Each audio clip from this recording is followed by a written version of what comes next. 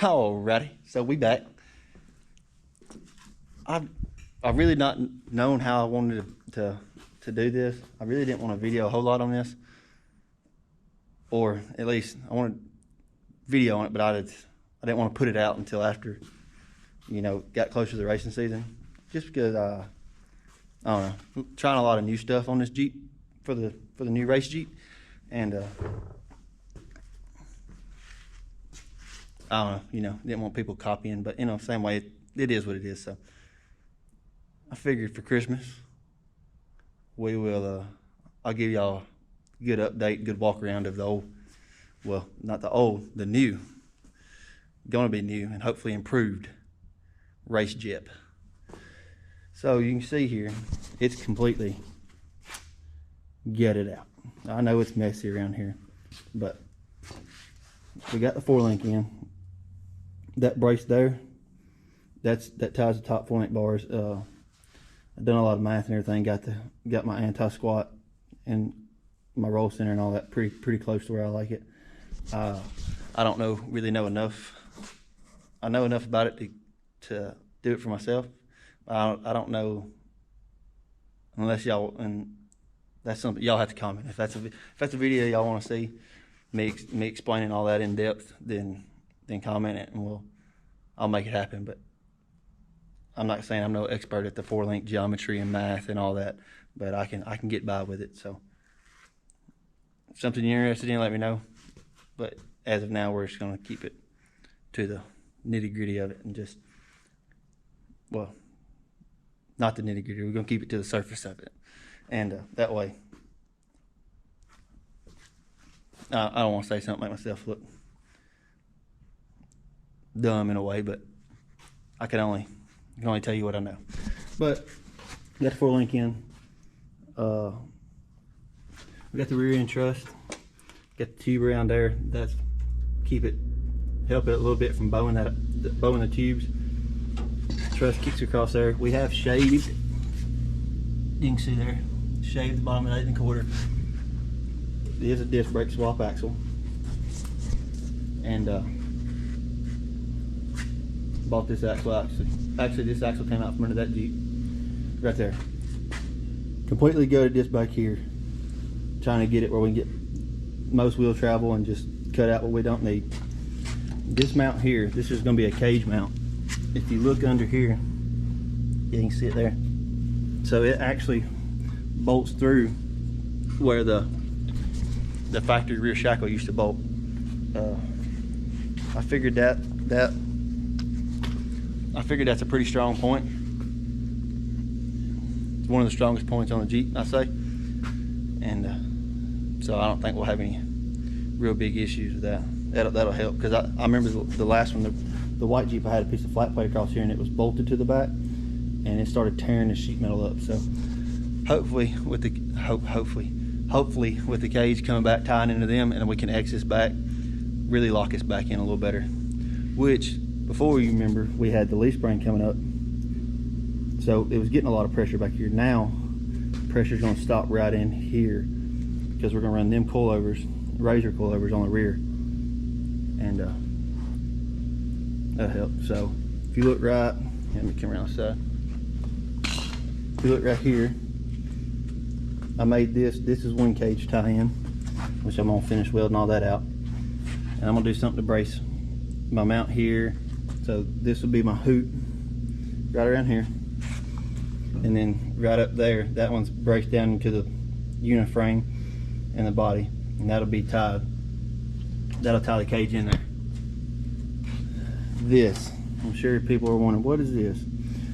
So if you look under the Jeep, flat frame rail, there's no transfer case sticking out. I've done that so I can now run a piece of, I ain't decided yet, but I think I got some 3/16 out there big enough to do it. 3/16 skid plate the whole bottom of the Jeep, and then this comes over, ties in where this is where the factory seat mount used to be, and them are just rubber bushings just welded to the cross member, and I sandwiched a plate. Pressure wrench stuck there because I tightened it up, but there's a plate sandwich between the transmission transfer case, and this is our transmission mount now. That way we can suck it up, get a little more ground clearance, and hopefully flat belly it. But that'd be a lot stouter, which I'm gonna tie. Getting at that, I'm gonna tie this probably into our dash bar somehow. Obviously there's gonna be an X somewhere in this area, well, in this area, and these will be tied. This will be tied to the halo. Want to tie that and lock these two together somehow decently. That way, hopefully, if I lock this and that to the cage, then obviously you'll have your bar coming up around here, tying into this, X your top out, X the back out, do some bracing, X, tie into that with the dash bar, and then come off of, you know, the dash bar will be right in here, come out of here and shoot down right beside the gearbox and lock it to the front bumper.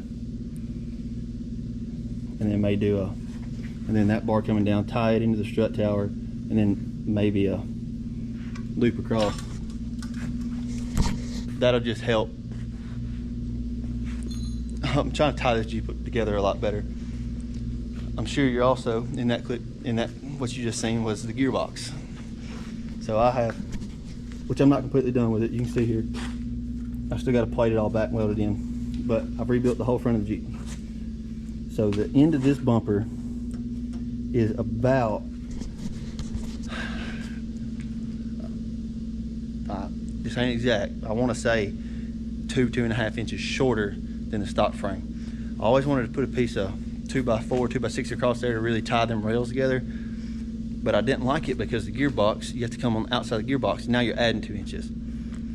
Well, swapping over to a WJ style, which this is a JK box, but it's pretty much the same bolt pattern stuff as a WJ. I just had access to one of these real easy. So running that style, you can see it picks it. Well, it's just, I gotta weld the outside, but I've welded the inside of these drilled all straight through, put pipes through there, welded the inside, and then it'll bolt. So it bolts here, hangs down, it's in the factory, right at the factory location, and it puts it above the frame rail. So that allowed me to shorten all this up, and I'll plate all this back with 1/8 inch or something. That allowed me to pick gearbox, by the way, slide up under it, and just help a lot of things out. Also, this is a WJ block out of a WJ out of the convertible, and I set this in there for mock-up, and I got to looking, and I was like, oh yeah, we're running this. Because like, if you watch decks, you've seen they move the oil filter up on these blocks so they don't get hit. I like where the alternator mounts a lot better. It ain't down here off in this hole, it's up here. Power steering pumps relatively in the same location. I think it's up a little higher, might be out a little more, but close to it. And then the AC bolts here, which we're not gonna run AC, we're gonna try to just run a shorter belt that you know, runs the same route as the WJ, just short enough to take the compressor out. And I think it'll still be plenty, because before, you know, it comes around here and it comes all the way over top. But I still think from here and around, I still think that'd be enough to do everything the water pump needs to do. It'll turn it fine and all that. What else is it? All right, we built spacers. Usually I've seen people space up this side of the motor so we can get away from the oil pan. I spaced up this side so that we could twist that transfer case and I wouldn't have to stuff it in the floorboard as deep in order to get that belly flat. So you can see under there, it all smooth. It's all smooth down through there. But, and you know, the top mount on the front end always tears up it's always tearing up the oil pan. Well, I got an idea on that. You probably actually seen it in the beginning of the video. I cut it off. Originally, it goes here. I think I'm gonna, well, like this. There.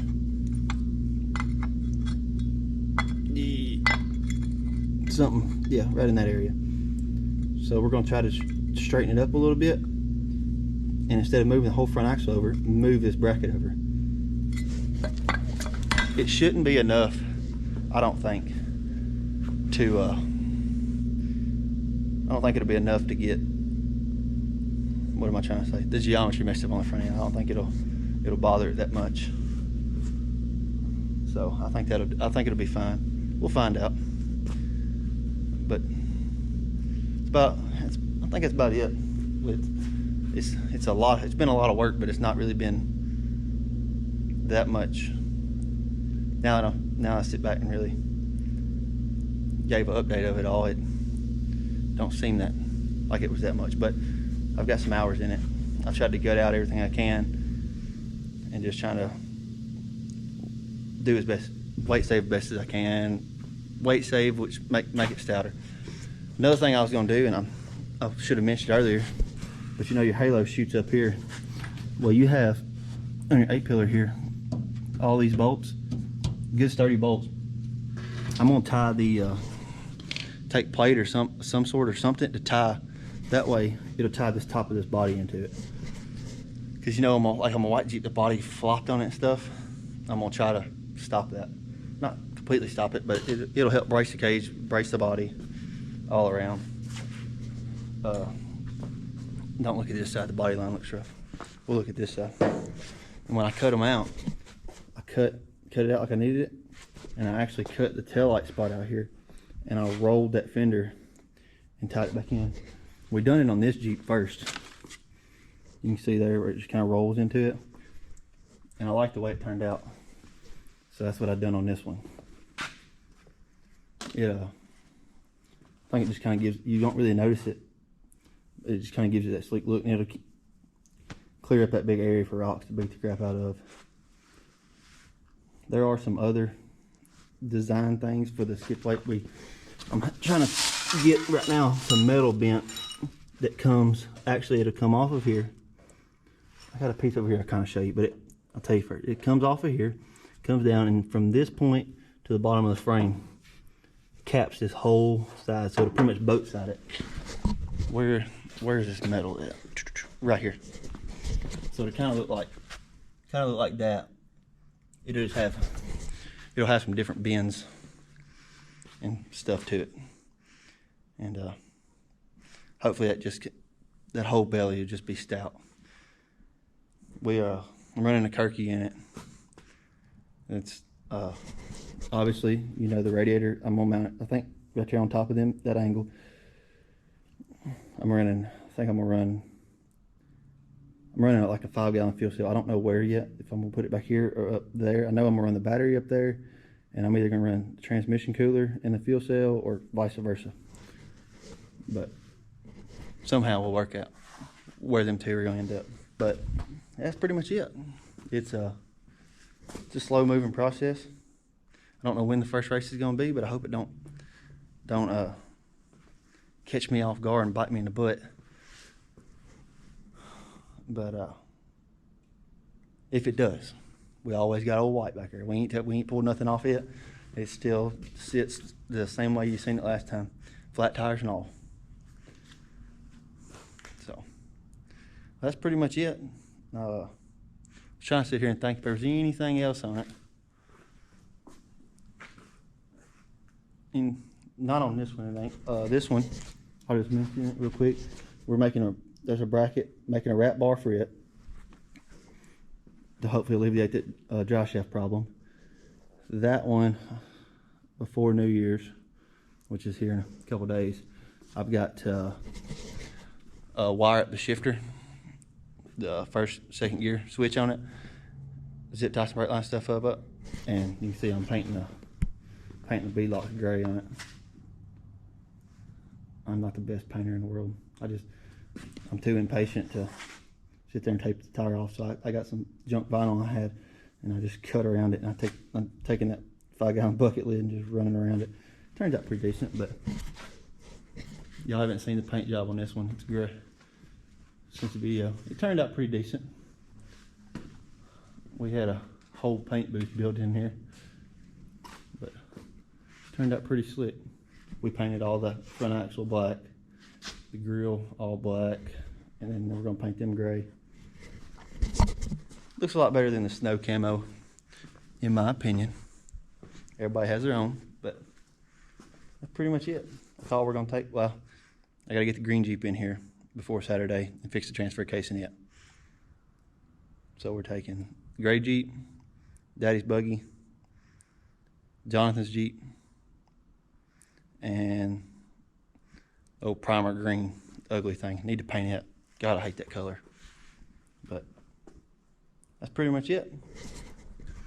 Hope y'all having a wonderful Christmas. Hope y'all had a wonderful, got the presents you wanted and spent time with family, and I just hope everything went good. So this is a Merry Christmas from me to y'all. I know it ain't much, but don't mean much to y'all, but it means a lot to me, and thank y'all for watching. Appreciate it a lot. That's pretty much it. So we're gonna get in the house here and see if we can't edit this up and try to fix any mistakes I got. We'll probably leave her raw, let her roll through, and it'll be it. So go get a shower, eat some food, and let Hattie open some presents. And I think me and Chris are gonna open ours. So that'll be it. Hope y'all have a wonderful day. Thank y'all for watching.